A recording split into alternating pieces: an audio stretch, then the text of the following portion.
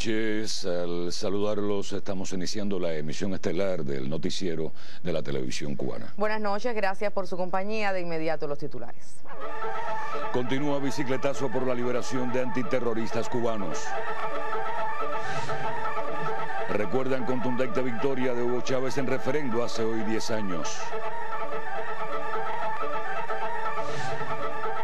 En esta emisión les ofrecemos un reportaje desde Camagüey sobre los planes de Estados Unidos para fomentar la subversión en Cuba. Por estos días, un grupo de jóvenes descubre sitios de la isla y visita centros de interés cultural, político y social de occidente del país.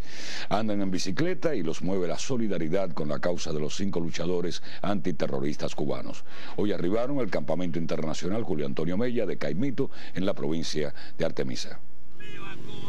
Un angolano, una cubana, un palestino, un colombiano y un representante de Timor del Este recorren en bicicleta parte de la geografía de las provincias Artemisa y La Habana. Bueno, gracias a la revolución yo hice estudios en psicología, ahora hago estudios en maestría en estudios sociales y políticos y actualmente pues también estoy en el Ejecutivo Nacional del Movimiento Juvenil Martiano. El bicicletazo es una iniciativa que llega a su segunda edición. Toma como motivo la solidaridad con la causa de los 5 héroes cubanos luchadores antiterroristas. Me parecía muy novedoso recorrer mi país desde la cercanía de una bicicleta. Hay lugares que por supuesto yo no había visitado y veníamos conversando, el angolano, de Timor-Leste, el propio colombiano y el palestino, de lo rico que se siente esa cercanía y de cómo uno se va descubriendo, ¿no? Incluso en tu propio país, en el país en que tú naciste. Esta experiencia, aseguran, les ha servido como un espacio de aprendizaje. Fue un poquito difícil por el sol. Por lo otro se fue bastante bien, que nos acompañaron muchos ciclistas aquí de La Habana para La Ilam, de La Ilam para acá también. Fue un poco divertido con los compañeros nosotros, bastante bien fue.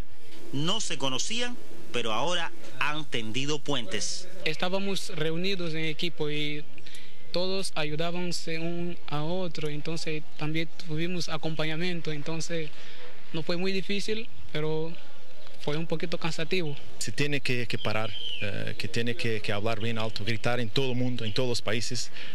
Basta, son 16 años, Cuba está sufriendo y los familiares de los 5, imagínense.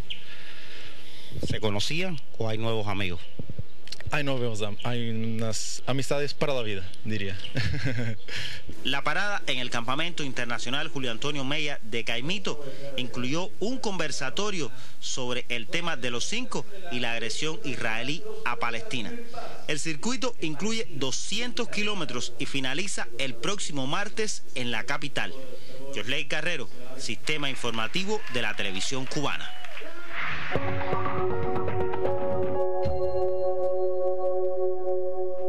El presidente de Venezuela, Nicolás Maduro, recordó la contundente victoria del líder de la revolución bolivariana, Hugo Chávez Frías, hace hoy 10 años en el referéndum con el que la oposición trató infructuosamente de apartarlo del gobierno. El mandatario venezolano agradeció al pueblo por el apoyo que siempre recibió el comandante supremo y recordó que aquella consulta intentó ser revocatoria, pero terminó siendo reafirmatoria de un camino, como dijera el propio Chávez. Maduro habló en el acto de entrega del 9º Premio Libertador del Pensamiento Crítico, que recayó en la chilena Marta Harnecker, la primera mujer en recibirlo. La calma volvió a prevalecer este viernes en la Franja de Gaza. Sin embargo, las autoridades palestinas denunciaron que soldados israelíes apostados en la frontera dispararon contra la localidad de Khan Yunis, en franca violación de la tregua concertada. La comunidad internacional continúa con sus esfuerzos solidarios en favor de la causa palestina. La Alianza Bolivariana para los Pueblos de Nuestra América, ALBA, desarrolló una amplia campaña en varios países. En República Dominicana, sus representantes diplomáticos recabaron donaciones para ayudar a los pobladores de la Franja de Gaza. En Moscú exigieron el reconocimiento de Palestina como Estado miembro con pleno derecho ante la ONU y que las acciones militares del régimen de Israel sean llevadas a la Corte Penal Internacional. Según reportes oficiales, no hay una sola familia en la Franja de Gaza que no haya perdido a un ser querido como consecuencia de los bombardeos de Israel contra la población e instituciones civiles. De los horrores que ya deja este genocidio da cuenta el siguiente testimonio. Yo soy graduado de medicina en Cuba. El doctor Abdel Jamel confesó que no le gusta hacerse fotos porque las fotos remueven el dolor cuando algo triste sucede. Por huir a la tristeza que a veces dan las fotografías, es que el doctor Abdel solo conserva una foto de su hermana menor, Galia, para mostrar por la noticia que nos llevó a encontrarnos con él. Me llamó el embajador 2 veces a la casa y me dijo: Hamid, ¿quién son Galia y Gannam? Le dije: es mi hermana. Y me dijeron, vino la noticia que mi hermana falleció con su familia, con su marido, con 2 hijos de ellos. Tumbaron la casa arriba de ellos, 3 cohetes de F-16 americana y sacaron un hijo abajo de los escombros. Me dijeron que de este muchacho tiene una trauma psicológica. Está medio loco. ¿Qué edad tiene? Él tiene más o menos 17 años. Yo escribí de un amigo mío una carta a celular, lo mandé, que mi hermana falleció en Gaza. Y sorprendí mucho cuando él me escribe: yo también perdí mis 3 hermanos. Y otro amigo mío me mandó un mensaje que él perdió el amigo de él y toda la familia de él. Por eso no hay ninguna familia palestina no perdió un hijo, 2 hijos, 5, 6, 7. Cuando la bomba cayó, en la casa de Galia estaba de visita la hija de la hermana mayor de Abdel y también murió. La joven era sordomuda y no había cumplido aún los 30 años de edad. La madre ya había perdido a un hijo y nietos por la guerra contra Palestina. Era diabética, su salud se fue quebrando hasta morir a los 70 años de edad. Murió un hijo asesinado selectivo. Lo asesinaron por un cohete directo a su carro con el nieto de ella. Me dijo que yo no conocía a mi hijo, mi hermano. Me trajeron fragmentos de mi hijo. Yo puedo decir una sola palabra ahí: gloria a los mártires del pueblo palestino y la paz para el pueblo palestino. Marisol Ramírez, Sistema Informativo de la Televisión Cubana. El primer grupo de 12 víctimas del conflicto colombiano llegó en la tarde de hoy a La Habana. Vino acompañado por los representantes de Naciones Unidas en Colombia, del Centro de Pensamiento de la Universidad Nacional de Bogotá y la Conferencia Episcopal, que fueron las instituciones encargadas de la selección de estas personas bajo los principios de equilibrio y pluralismo acordados en la mesa de conversaciones por los negociadores del gobierno y las FARC-EP. Una vez en suelo cubano les dieron la bienvenida al grupo de víctimas los garantes cubanos y noruegos del proceso de paz. También acudieron al Aeropuerto Internacional José Martí a saludar a la delegación de personas afectadas directamente por más de medio siglo de confrontación armada, integrantes del gobierno y la guerrilla que dialogan de paz en La Habana. Este sábado se producirá el primer encuentro de las víctimas con las delegaciones de paz que buscan una solución política al conflicto armado. Esto constituirá un hito, pues nunca antes en este tipo de situaciones se le había dado la oportunidad a las víctimas de ser parte de la solución de conflictos y contribuir a la reconciliación. Otros 4 grupos vendrán a La Habana próximamente. Ellos representan el universo de más de 6 millones de víctimas en Colombia que han sufrido masacres, ejecuciones extrajudiciales, desapariciones, desplazamientos forzados y graves violaciones a los derechos humanos. Anisley Torres, Sistema Informativo de la Televisión Cubana.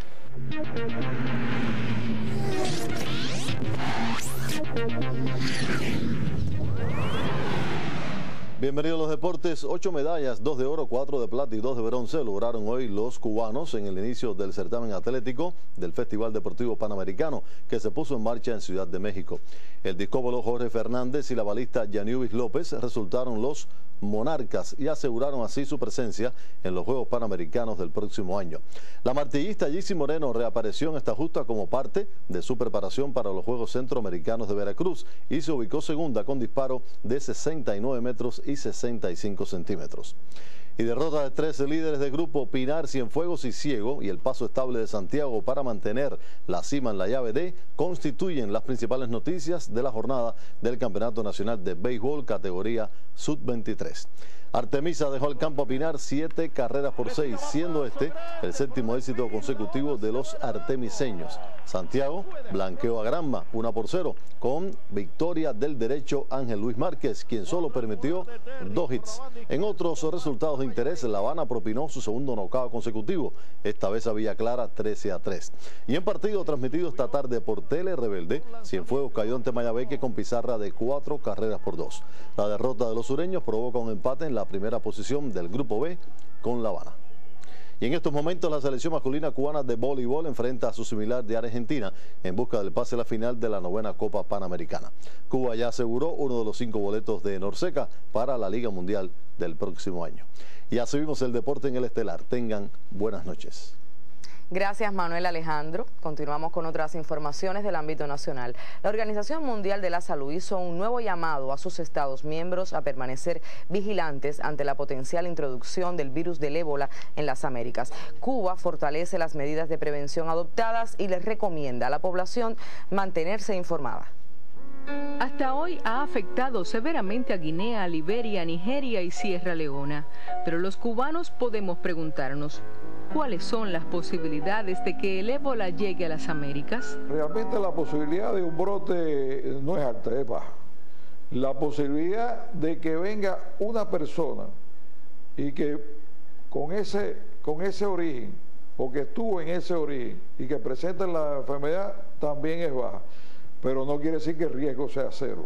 Aunque la mayoría de los países de las Américas no tienen vuelos directos con las naciones donde se ha documentado la transmisión del virus, es necesario reforzar las medidas en la frontera aérea. En Cuba un número de estudiantes procedentes de esos países, un grupo de ellos que ahora están de vacaciones en los países, a la medida que vayan regresando, bueno, los someteremos a una vigilancia y un control incrementado para asegurarnos que aunque el riesgo de que haya un caso en Cuba no es alto, porque tendría que esa persona ya en ese país haberse puesto en contacto con los enfermos sin la protección adecuada. La transmisión de esta enfermedad se produce a punto de partida de que usted esté en contacto con enfermos. También muchas de nuestras instituciones de salud se preparan. Nosotros tenemos instituciones nacionales y también en los territorios preparados. Hemos fortalecido la preparación del personal, seguimos en ese proceso. Y el monitoreo es diario. Tenemos un grupo que estableció el Ministerio a los efectos del seguimiento diario de la evolución de los acontecimientos. El director nacional de epidemiología del Ministerio de Salud Pública enfatiza en la comunicación sistemática que se mantiene con las misiones médicas y diplomáticas cubanas radicadas en los países con ébola. Una comunicación diaria. Igual que con los viajeros que de esos destinos. Sabemos cuándo llegan, cuándo van a venir y en función de eso actuamos prontamente, con lo que está establecido y con la mayor seguridad para disminuir al mínimo la posibilidad de que se introduzca en el país y que a partir de ello tengamos inclusive un caso. En próximas emisiones seguiremos al tanto de todos los esfuerzos que se despliegan por prevenir la enfermedad causada por el virus del ébola en Cuba. Milenis Torres, Sistema Informativo de la Televisión Cubana. La empresa tecnomática de la Unión Cuba Petróleo, de conjunto con otras entidades, trabaja en la creación de un nuevo sistema de medición y control de combustibles. Ese proyecto en su primera etapa de implementación será aplicado en las provincias desde Villa Clara hasta Las Tunas. Tecnologías de avanzada y métodos de organización contribuyen al enfrentamiento de las ilegalidades y los hechos de corrupción. Tecnomática proyecta nuevos sistemas para la medición del combustible en cada una de las estructuras de la Unión Cuba Petróleo. Se va a automatizar todo el ciclo de logística de combustible, desde la recepción a través de los buques, su almacenamiento en los grandes tanques de almacenamiento y posteriormente su comercialización a través de camiones, ferrocarriles y otros medios de transporte. El trabajo está en línea con la actualización del modelo económico cubano. Es también una contribución al enfrentamiento al delito, los hechos de corrupción y las ilegalidades. Aumenta 4 veces la efectividad del control de los combustibles. Nosotros estamos trabajando de manera conjunta con la Oficina Nacional de Normalización y con el Instituto de Investigaciones de Metrología en todas las precisiones estas de la medición, e incluso se está adquiriendo un laboratorio metrológico para garantizar a largo plazo que esa precisión en las mediciones se pueda mantener y que se puedan verificar anualmente los flujómetros como está establecido. El nuevo proyecto para la medición de combustibles será implementado gradualmente en el país. Bernardo Espinosa, Sistema Informativo de la Televisión Cubana.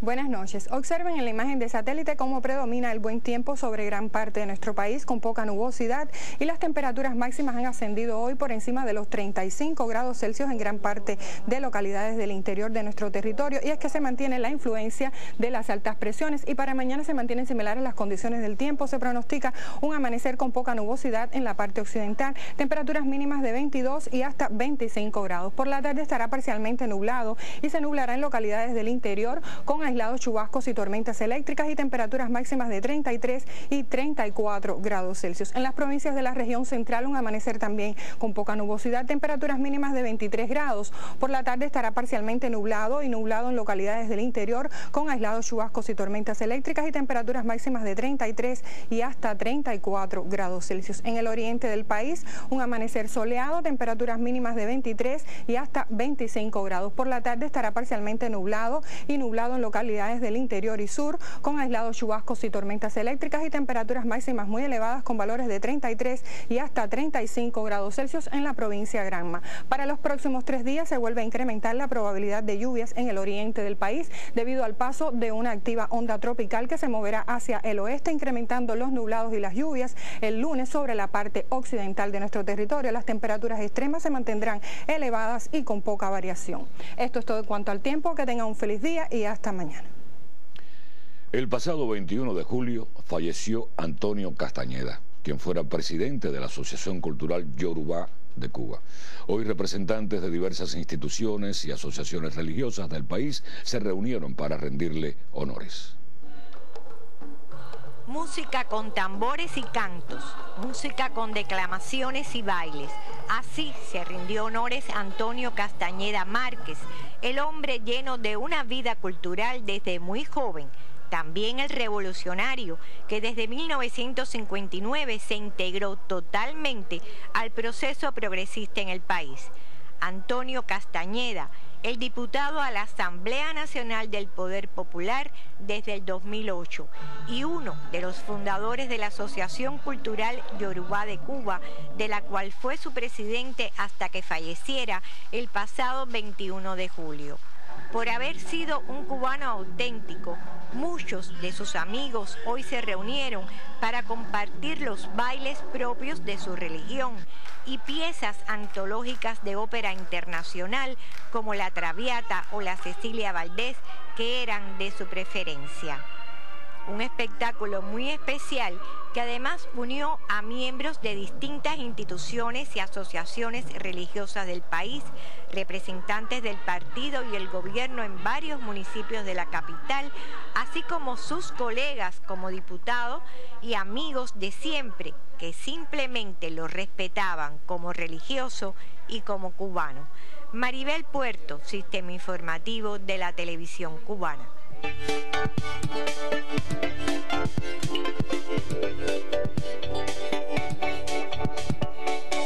El Consejo de Seguridad de la ONU aprobó una resolución contra los terroristas del autoproclamado Estado Islámico de Irak y el Levante, con el fin de evitar que continúen las acciones de reclutamiento y financiación.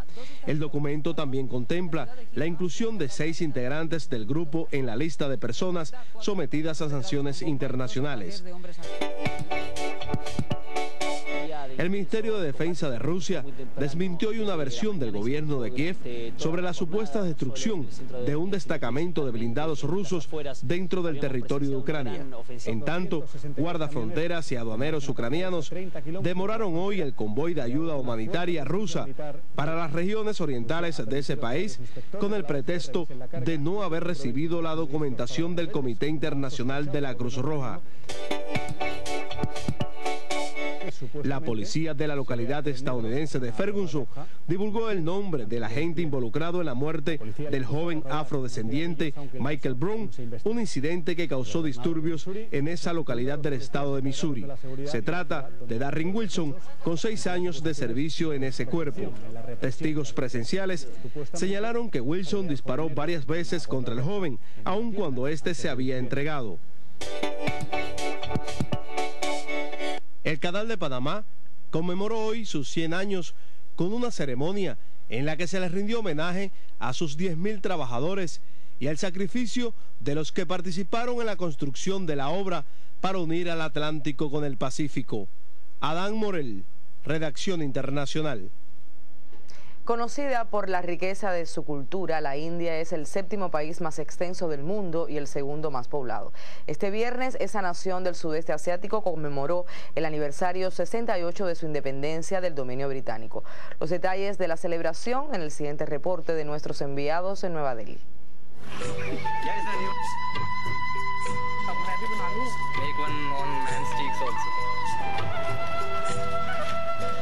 Las calles de Nueva Delhi amanecieron especialmente concurridas este 15 de agosto. Miles de personas llegaron al Fuerte Rojo o Lal Quila en lengua hindú para celebrar el Día de la Independencia.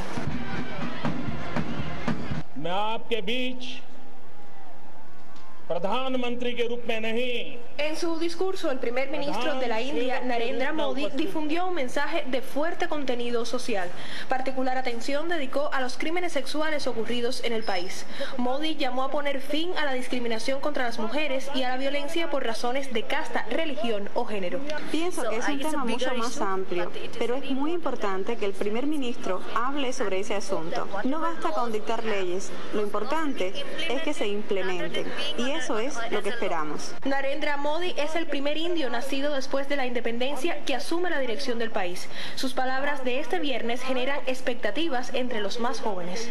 Aunque la India obtuvo su independencia política hace 68 años, el país está en un proceso de evolución continua en términos de independencia socioeconómica. Creo que debemos darle algún tiempo para que en los días por venir implementen algunas políticas que beneficien a los más pobres del país. Mientras el gobierno de Modi aspira a alcanzar la justicia social en un país de contrastes, el pueblo en las calles confía en que la madre patria triunfará. Desde la India, el camarógrafo Jared Kumbi, Madeline Ramírez y Diana Roses Lacter, Sistema Informativo de la Televisión Cubana.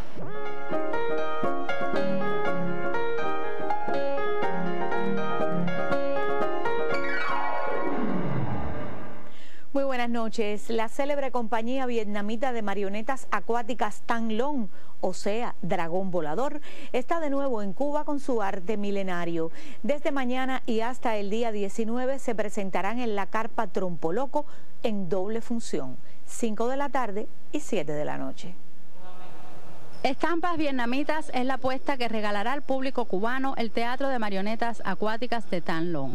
Aseguró Nguyen Hoang Tuan, director de la agrupación, que con esta pieza pretenden acercar a los cubanos a la cultura, tradición e historia de Vietnam.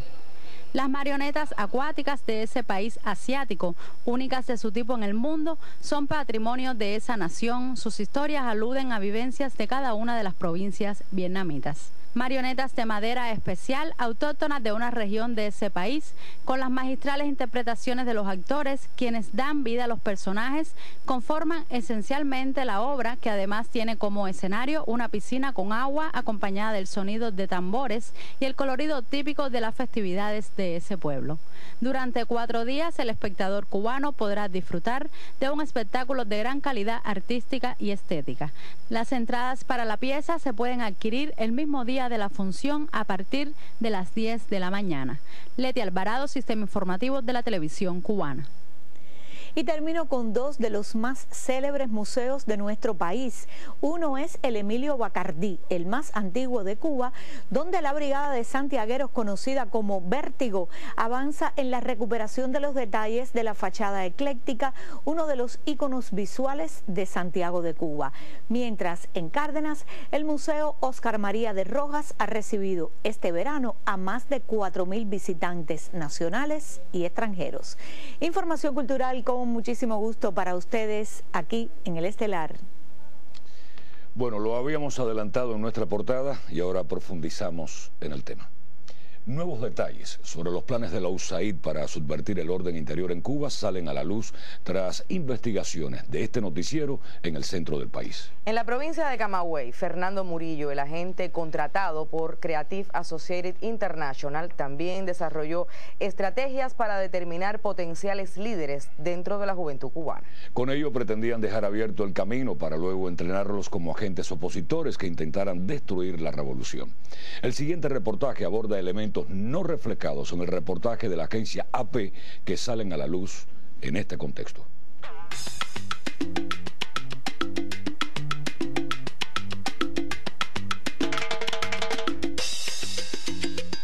Agosto de 2014.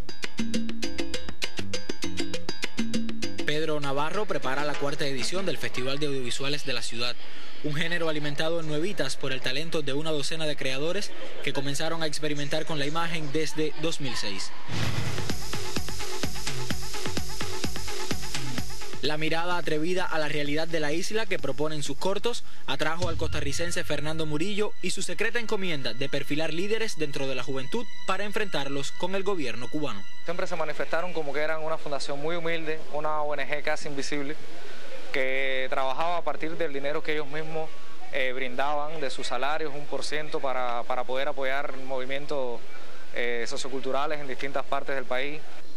Nos dicen que es una fundación que se llama Fundaogi, que trabaja en 7 países de América Latina, que su función principal o sus objetivos principales era localizar proyectos en esos países y un poco de transmitirles experiencias desde el punto de vista organizativo y desde el punto de vista de sustentabilidad. Fernando en distintos espacios está hablando de que venía a Cuba solamente por el programa de prevención del VIH.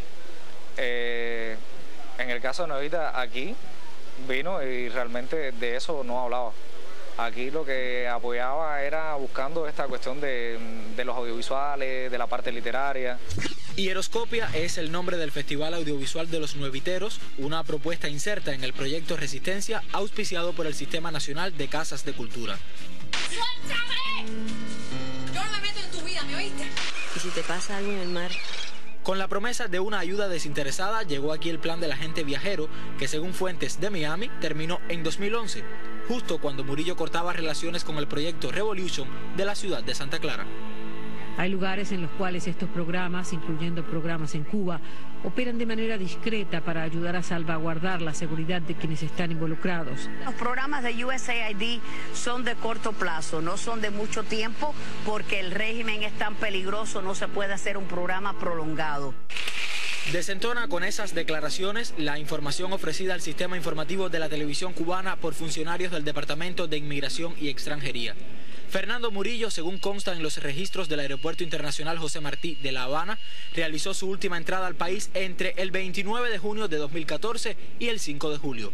Hasta ese momento desarrolló su plan como agente de la USAID. A finales de junio, principios de julio, no sé exactamente el día, me llamaron y me dijeron que al otro día, así rápidamente, que al otro día tenía que estar en Camagüey al mediodía, que una pareja de amigos de ellos me iba a entregar un paquetico. Resulta que la pareja de amigos de ellos que venía era el mismo Fernando Murillo con una muchacha que no recuerdo exactamente su nombre, si era Mariela, Marisela o algo así. Después me entregaron una mochila y se fueron, me dijeron que abriera la mochila después que se fueran, que nos dejaban ahí unos regalos para trabajar. Había una pequeña laptop, un disco duro externo, un par de memorias, algo de dinero y los cables y una pequeña cámara también que se usa para deportes extremos y algo así.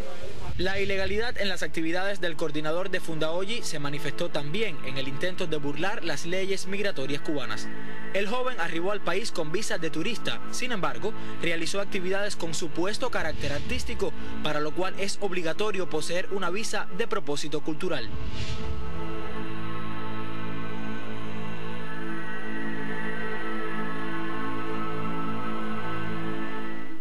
Esta vez acompañado por el joven también costarricense Pablo Acuña, Fernando Murillo modeló en Nuevitas métodos de inteligencia similares a los empleados en Santa Clara. Dentro de las actividades que ellos desarrollaron con grupo, hay una que es algo así como un test, ¿no? Ellos le pidieron a la gente que hicieran un dibujo, sin utilizar palabras, y en ese dibujo reflejaran cómo el individuo se veía a sí mismo y cómo veía al proyecto Resistencia. Ellos se llevaron esos resultados y bueno, después nos damos cuenta que siguiendo el psicólogo y con ese tipo de actividad lo que estaba era trazando un perfil de cada uno de los miembros del grupo.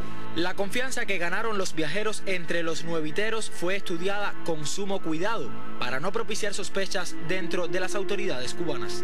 Llegaron a hospedarse en una casa de renta que está en esta misma cuadra que queda frente a la unidad de la policía. Y el automóvil de ellos lo parqueaban allí frente a la policía. Es decir, que eso nos hizo ver que había una transparencia en su actuar, porque lo hacíamos todo a puertas abiertas.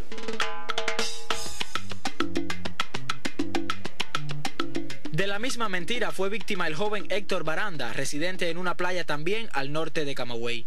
Coetáneos venezolanos que ocultaron la verdadera razón de su cercanía. Los venezolanos, o sea, que estaban aquí por vacaciones, nunca mencionaron que estaba de alguna forma detrás de un trabajo, detrás de alguna organización, una empresa o algo. En la propia entrevista, la periodista AP me explica realmente el motivo de que ellos habían estado trabajando para la USAID con el propósito de elaborar perfiles de jóvenes cubanos para catalogarlos como líderes y propiciar una rebelión en contra del gobierno. Era algo que no me esperaba, realmente. Fue difícil de comprender porque realmente esas personas se mostraron como amigos aquí. Es el sabor clásico que dejan los planes venidos desde el norte. Se perfilan en esta nueva forma de intentar acabar con los proyectos sociales de izquierda o aquellos interesantes para su propósito de control económico y político. Ya han sido calculados en la llamada Primavera Árabe, enfrentando al pueblo con sus líderes o pagando ideales falsos que siembran el terror con las armas. La misma guerra que por métodos no convencionales promueven ahora en Venezuela. Solo que cuando se ensaya aquí, el cuento termina de otra manera. Este proyecto no cumplió para nada su objetivo con el movimiento audiovisual en Nuevitas ni con el proyecto Resistencia en Nuevitas. Se les quedó ahí en el primer paso. Lázaro Manuel Alonso, Sistema Informativo de la Televisión Cubana. Y fueron titulares en la emisión estelar el encuentro de los integrantes del proyecto juvenil Bicicletazo con Brigadas de Solidaridad con Cuba. El 10º aniversario de la victoria de Hugo Chávez en el referendo revocatorio. Y el reportaje desde Camagüey sobre los planes de Estados Unidos para fomentar la subversión en Cuba. Finaliza así la emisión estelar de viernes. Rafael Serrano y Áñez Becerra, deseamos pasen todos muy buen fin de semana. Sí, gracias por su compañía, son ustedes muy amables. Buenas noches y hasta el lunes.